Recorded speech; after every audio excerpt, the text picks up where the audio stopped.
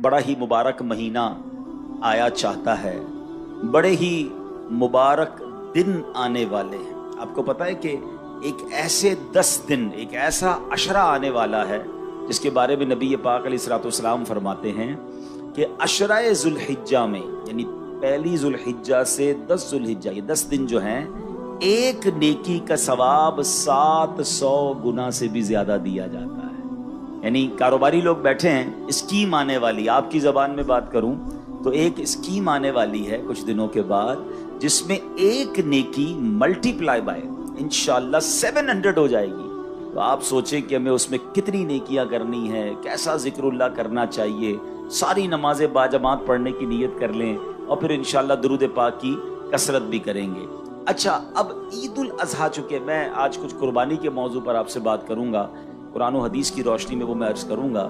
हदीस पाक की मशहूर किताब तिरमिजी और इब्ने माजा में मुसलमानों की प्यारी अम्मी जान हजरत बीबी आयशा सिद्दीका तैयबा ताहिरा रदी अल्लाह ताला अन्हा से रिवायत है कि अल्लाह पाक के आखिरी नबी सल्लल्लाहु अलैहि वसल्लम ने फरमाया, यौमुन नहर, कुर्बानी के दिन आदमी के आमाल में अल्लाह पाक के यहाँ सबसे पसंदीदा अमल कुर्बानी के जानवर का खून बहाना है। बेशक कुर्बानी रोजे कयामत अपने सींगों, बालों और खुरों के साथ लाई जाएगी, और बेशक कुर्बानी के जानवर का खून जमीन पर गिरने से पहले अल्लाह पाक के यहाँ बुलंद मकाम पर पहुंच जाता है। निशानी है वफा की और एक नेमत है कुर्बानी, निशानी है वफा की और एक नेमत है कुर्बानी। खुदा के दोस्त इब्राहीम की सुन्नत है कुर्बानी। मुसलमानों कभी कुर्बानी से पीछे नहीं हटना, वक़ारे दीन है, इस्लाम की शौकत है कुर्बानी। तो मेरे प्यारे इस्लामी भाइयों, सीखने को क्या मिला कि अल्लाह के नजदीक बकरा ईद वाले दिन सबसे अफजल नेकी कौन सी है? वो जानवर का खून बहाना है। ये उन लोगों के लिए भी जवाब है जो कुर्बानी के मुकाबले में ऑल्टरनेट पेश करते हैं। हर साल कुर्बानी के दिनों में वसवसा पैदा करने वाले लोग आते हैं, कहते जनाब इतने जानवर ज़िबा होते हैं, करोड़ों अरबों रुपए खर्च हो जाते हैं, किसी गरीब की मदद कर देनी चाहिए, किसी के साथ ताउन कर देना चाहिए, इतने जानवर कुर्बान क्यों करते हैं? मुझे एक बात बताएं, मैं किसी गरीब की मदद करूं, मैं किसी जनाब और नेकी के काम में खर्च करूं, मुझे अजर किससे लेना है? जवाब दीजिएगा, अल्लाह से लेना है। और अल्लाह का हुक्म क्या है कि अल्लाह के नजदीक यौमुन नहर सबसे अफजल काम यह है कि उस दिन जानवर का खून बहाया जाए। तो हमें एक बात समझनी है, हम शरीयत के पाबंद हैं। जिस रब ने हमें मुसलमानों की खैर खाही का, जिस शरीयत ने हमें मुसलमानों की खैर खाही का दर्ज दिया, वही शरीयत हमें बता रही है कि यौमुन नहर, कुर्बानी के दिन सबसे अफजल अमल क्या है? वो कुर्बानी करना है। तो उसमें कोई पसोपेश नहीं करनी चाहिए। अगर रब का हुक्म है, शरीयत का हुक्म है, तो जनाब अब कुर्बानी ही करनी है, इसका कोई और ऑल्टरनेट नहीं हो सकता। और आपने आज हदीस भी सुन ली कि अल्लाह के नजदीक यौमुन नहर यानी कुर्बानी वाले दिन सबसे अफजल अगर कोई अमल है तो वो जानवर का खून बहाना है। और सुभान अल्लाह, ये जानवर तो कयामत के दिन अपने बालों के साथ, अपने खुरों के साथ, अपने सींगों के साथ ये पूरा जानवर कयामत के दिन लाया जाएगा। तो अब यहाँ ये भी गौर कर लेना चाहिए कि अल्लाह ने जैसा माल दिया है ना, फिर वैसा जानवर कुर्बान करें ताकि उसकी बारगाह में वो उस तरीके का जानवर हमारे सामने आए। अब कुरान मजीद क्या फरमाता है, ये बड़ी कमाल की आयत है, और ये वैसे तो तमाम चीजों के लिए है मगर कुर्बानी के लिए खास।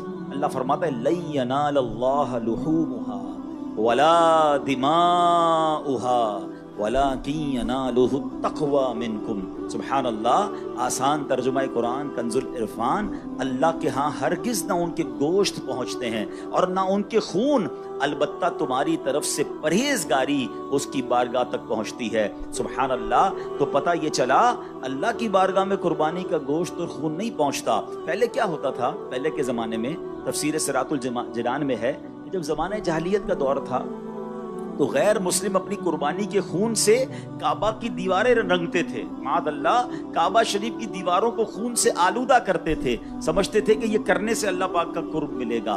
जब इस्लाम का नूर जगमगाया, सहाबाए किराम ने हज किया, कुर्बानियां पेश की, उनकी तालीम के लिए आयत नाजिल हुई कि کہ اللہ پاک کی بارگاہ میں قربانی کا گوشت نہیں پہنچتا، اس کی بارگاہ میں خون نہیں پہنچتا، ہاں تمہاری طرف سے تقویٰ پہنچتا ہے، پرہیزگاری پہنچتی ہے، قربانی کے لیے اچھی نیت اور اخلاص اور تقویٰ پہنچتا ہے۔ تو ہمیں یہ سمجھنا ہے کہ اصل ایسنس کیا ہے، یہ قربانی کا اصل مقصد ہمارے دلوں میں کیا ہونا چاہیے۔ سبحان اللہ، شیخ ابو طالب مکی رحمۃ اللہ تعالی علیہ نے اس کی بڑی خوبصورت تفصیل بیان کی ہے۔ خلاصتاً عرض کرتا ہوں، آپ فرماتے اے میرے بندو، اللہ فرماتا اے میرے بندو، تم گھر سے نکلے جانور لینے کے لیے، لوگ تمہیں دیکھ رہے تھے، تم نے جا کر جانور خریدا، لوگ تمہیں دیکھ رہے تھے، تم جانور گھر لائے، لوگ تمہیں دیکھ رہے تھے، تم نے جانور کی دیکھ بھال کی، لوگ تمہیں دیکھ رہے تھے، تم نے جانور کو میرے نام پر ذبح کیا، لوگ تمہیں دیکھ رہے تھے، تم نے کھانا پکایا، لوگوں میں تقسیم کیا، گوشت کو ڈسٹریبیوٹ کیا، لوگ تمہیں دیکھ رہے تھے۔ الغرض خریداری سے لے کر قربانی تک سارے معاملات میں لوگ تمہیں دیکھ رہے تھے، لیکن اس پورے وقت میں ایک چیز میرے اور تیرے درمیان تھی، اور وہ یہ تھی کہ تمہارے دل کی کیفیت کیا تھی۔ بس تمہارے عمل کی مقبولیت کا فیصلہ اسی کیفیت پر کیا جائے گا، یہ دیکھا جائے گا کہ دل میں تقویٰ تھا، اللہ کی رضا کی نیت تھی یا کچھ اور نیتیں شامل تھیں۔ اب میں نے اور آپ نے یہ غور کرنا ہے، جانور خریدنے جائیں گے، دل میں نیت کیا ہو، یار محلے والے کیا کہیں گے، علاقے والے کیا کہیں گے، بچے خوش ہوں گے کہ نہیں ہوں گے، یا یہ نیت ہو کہ اس جانور کو اللہ کے نام پر قربان کرنا ہے۔ جانور خرید کے لائے، لوگوں نے پوچھا ہاں بھائی کتنے کا لیا ہے، اب دل کی کیفیت کیا ہے کہ بتاؤں کتنے کا لیا، میری سخاوت کے چرچے ہوں، یا یہ نیت ہو اللہ کی رضا کے لیے لیا ہے، تقویٰ کے لیے لیا ہے، لوگ واہ واہ کر رہے ہیں، دل کی کیفیت کو چیک کرنا ہے۔ جب دوسروں کے جانور سے آپ کے جانور کا موازنہ کمپیرزن کر رہے ہیں، اب آپ نے چیک کرنا ہے کہ دل میں نیت کیا ہے، کاش ذبح کر لیا، اب گوشت بانٹنے کا وقت ہے، اس وقت دل کی کیفیت کیا ہے کہ سارا گوشت میں ہی رکھ لوں، کہ نہیں اللہ کے بندے بھی کھائیں، غریب لوگ بھی کھائیں، دل کی کیفیت کیا ہے۔ تو پتہ یہ چلا کہ یہ سارا فلسفہ ہی کیفیت دل کا ہے، اخلاص ہے کہ نہیں، تقویٰ ہے کہ نہیں۔ دوبارہ یہ آیت کا ترجمہ سنیں کہ اللہ نے کیا فرمایا، اللہ کے ہاں ہرگز نہ ان کے گوشت پہنچتے ہیں نہ ان کے خون، البتہ تمہاری طرف سے پرہیزگاری اس کی بارگاہ تک پہنچتی ہے۔ تو یہ بات ہمیں سمجھنی ہے۔ ایک اور حدیث پاک سے قربانی کے دن، قربانی کا جانور قربان کرتے وقت دل کی کیفیت میں ایک اور اضافہ کرنا ہے۔ اللہ کے حبیب علیہ الصلوۃ والسلام فرماتے ہیں قربانی کا خون زمین پر گرنے سے پہلے اللہ پاک کے ہاں قبول ہو جاتا ہے۔ فرمایا فطیبوا بہا نفسا، بس خوش دلی کے ساتھ قربانی کیا۔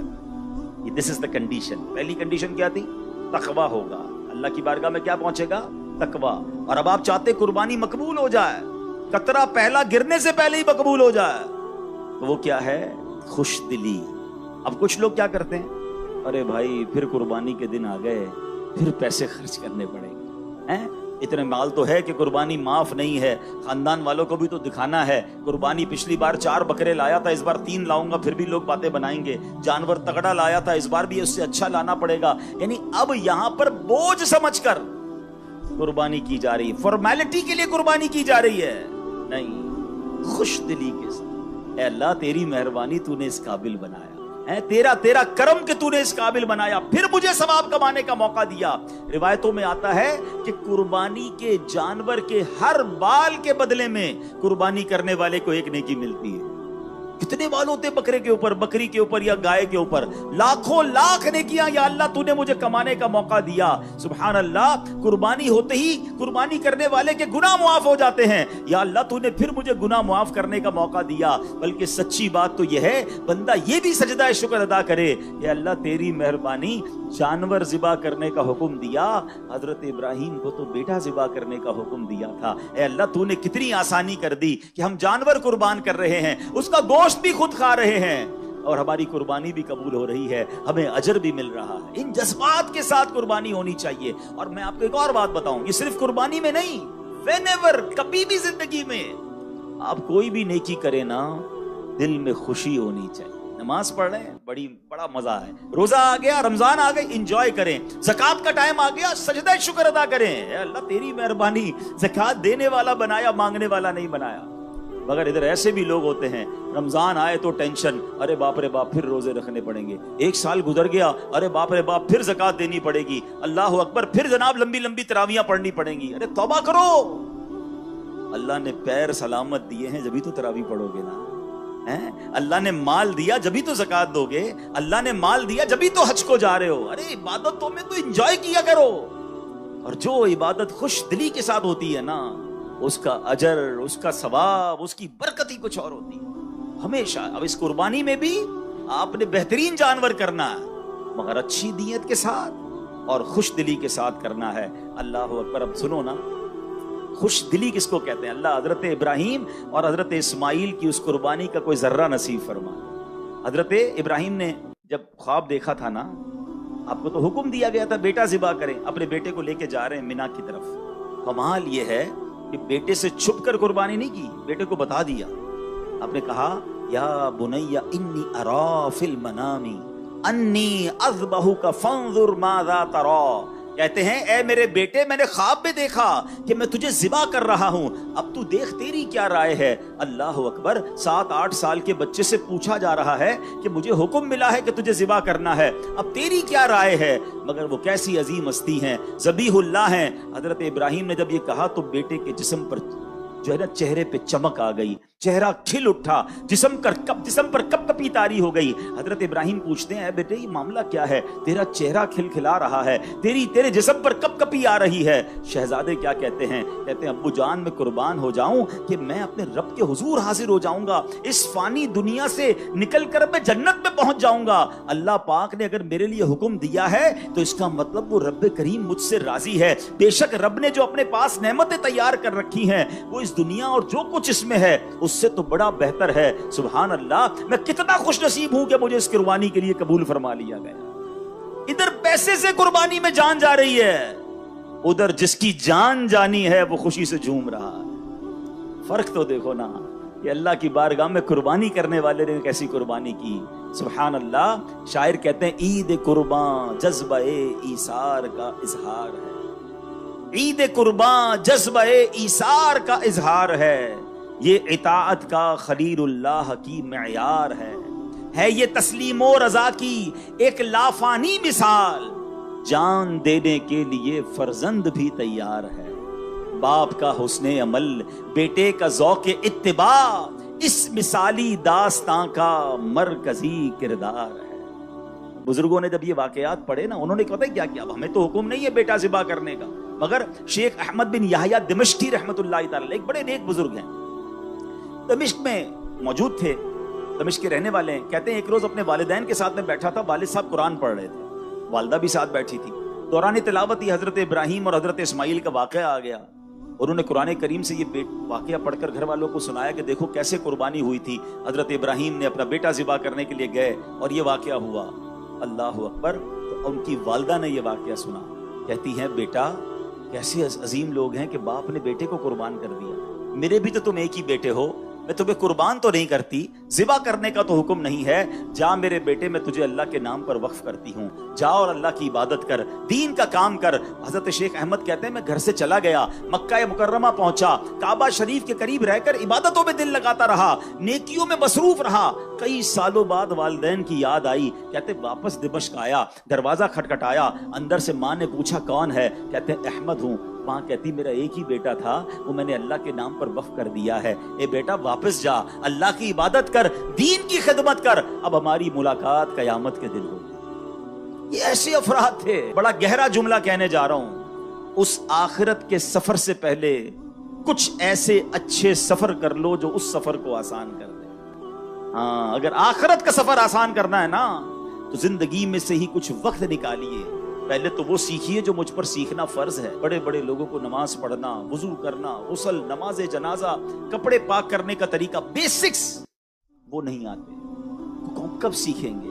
और एक वो लोग हैं जो बेटे को कहते हैं बेटा अब कयामत के दिन मुलाकात हो। क्या बन गए वो? शेख अहमद नसफी रहमतुल्लाह तआला के इतने बड़े वली बन गए, इतने बड़े बुजुर्ग बन गए। कम से कम मैं मशवरा भी देता हूं, चले बात चली है, हम में से बहुत सारे साहिबे औलाद होंगे, अल्लाह ने पैसों से भी नवाजा होगा। क्या ऐसा नहीं हो सकता अगर अल्लाह ने 3-4 बेटे दिए हैं तो एक बेटा दीन के लिए वक्फ कर देना है, 2-3 बेटे कारोबार में साथ दें, ایک جنت کا کاروبار آپ کے لیے کرے, ایک جنت کا سامان کر دے. خوش نصیب ہے وہ والدین جو اپنے بچوں کو دین کے لیے وقف کرتے ہیں. وہ بیٹا پھر عالم بنے, وہ حافظ بنے. حضرت اسماعیل نے اور حضرت ابراہیم نے کیسی قربانی دی, آپ کو پتا ہے کیسا منظر تھا. جھرجھری آ جاتی ہے, کہتے ہیں نا رونگٹے کھڑے ہو جاتے ہیں. روایتوں میں آتا ہے جب حضرت ابراہیم علیہ السلام نے بیٹے کو قربانی کے لیے لٹایا, ان کے ہاتھ باندھ دیے, ان کے سر کے قریب بیٹھ گئے, چھری ان کی گردن پر رکھ دی اور پھر کہا الہی لکل حمد فی الدہر الباقی رزقتنی الولد علی کبر سنی فابتلیتنی بہذا البلاء. اے اللہ پاک ہمیشہ ہمیشہ تیری حمد ہے, تو نے مجھے بڑھاپے میں بیٹا عطا فرمایا. یہ امتحان پتہ ہے کیسا, 99 سال کی عمر میں حضرت اسماعیل ملے تھے حضرت ابراہیم, اتنی دعاؤں کے بعد, اور اسی کو ذبح کرنا ہے. پھر کہتے ہیں یا اللہ اسی کے ذریعے آزمائش آئی ہے. مگر اگلا جملہ سنو, کہتے فَإِن كَانَ هَذَا رِضًا لَكَ فَأُسَلِّمُ لِأَمْرِكَ. اے اللہ اگر تیری رضا اسی میں ہے تو میں تیری رضا کی خاطر تیرے حکم کے سامنے سر جھکا. اگر تو اسی پر راضی ہے تو اے اللہ میں بھی راضی ہوں. کتابوں میں لکھا جب حضرت ابراہیم نے یہ کہا نا تو فرشتے بھی رونے لگے. روتے روتے اللہ کی بارگاہ میں عرض کرتے ہیں مولا تیرے نبی ہیں, ایک لیٹا ہوا ہے, ایک ذبح کرنے ہے. اے اللہ تیری رضا کی خاطر ذبح کرنے کو تیار ہیں. پھر اللہ کریم نے سبحان اللہ حضرت اسماعیل کے فدیے میں جنتی مینڈا بھیجا. کاش یہ جذبہ کا کچھ ذرہ نصیب ہو جائے. اے اللہ میں تیری رضا میں راضی. جملہ کتنا پیارا ہے. ہم پتہ کیا کرتے ہیں, اللہ سے بھی کاروبار کر رہے ہوتے ہیں, شرطیں لگا رہے ہوتے ہیں, اللہ یہ بھی دے دے, یہ بھی دے دے, یہ بلا دور کر دے, بس ہمارے پسند کا حال ہم کو دے دے. جو عارفین ہوتے ہیں نا, جو اللہ کے مقرب ہوتے ہیں, اللہ سے یہ نہیں کہتے اللہ وہ حال دے دے جس میں خوش ہوں. وہ کہتے ہیں یا اللہ وہ حال میں رکھ جس میں تو راضی, اور تو جس حال میں رکھے میں اس حال میں راضی. مزہ یہ ہے نا کہ اللہ کی رضا والی زندگی مل جائے, میری رضا والی. ہم چاہتے ہیں میں کمفرٹ زون میں رہوں, کوئی پرابلم, کوئی پریشانی, کوئی ڈیفیکلٹی سامنے نہ آئے. ارے مزہ یہ ہے کہ اے رب تو جس حال میں دیکھنا چاہتا ہے میں اس حال میں راضی. مجھے میرے حال کے سپرد نہ کر مولا, اپنی پسند کے حال میں داخل فرما. یہ اللہ والوں کا طریقہ ہے. اللہ اس عظیم قربانی کا صدقہ مجھے اور آپ کو نصیب فرمائے. اور بس اب عرض یہی ہے کہ جیسے میں نے شروع میں کہا کہ پہلی ذوالحجہ سے وہ عشرہ شروع ہو رہا ہے جس کی ہر نیکی 700 نیکیوں کے برابر ہے. تو کم از کم یہ 10 دن خوب نیکیاں کیجیے. ہو سکے تو روزے رکھ لیجیے. قربانی والے دن تو روزہ نہیں رکھنا, باقی پہلے 9 دن آپ روزہ رکھ سکتے. آرام سے, محبت سے, رضا خوشی کے ساتھ میری قربانی ہو, کیونکہ یہ قربانی میرے لیے جنت کا سامان بنتے جا رہی ہے. اور جب ذبح کریں نا تو اللہ کی بارگاہ میں یہ بھی دعا کریں کہ اللہ آج جانور ذبح کر رہا ہوں, کبھی وقت پڑا مولا اپنا مال بھی قربان کروں, اپنے وقت کی قربانی بھی دوں گا, بلکہ مولا ایسا جذبہ دے کہ تیرے دین پر موقع ملے تو اپنی جان بھی قربان کروں. یہ نیتیں ہوں. اپنے نفس کو قربان کریں, اپنی بری عادتوں کو قربان کرنے کی نیت کریں. اے اللہ یہ جانور کو ذبح کرتے کرتے میں اپنی بری عادتوں کو بھی اب ختم کر رہا ہوں. اے اللہ استقامت تو عطا فرما. وہ بڑا کریم ہے, تو نگاہ فرمائے تو ہم بھی نیک ہو سکتے ہیں. تو ان نیتوں کے ساتھ قربانی کریں. امید کرتا ہوں کہ آج جو قربانی کی داستان سنی ہے, جو قربانی کا فلسفہ سنا ہے, اب ہم بھی کچھ نہ کچھ قربانی دینے والے بنیں گے. رب کریم ہم سب کو عمل کرنے کی توفیق عطا فرمائے.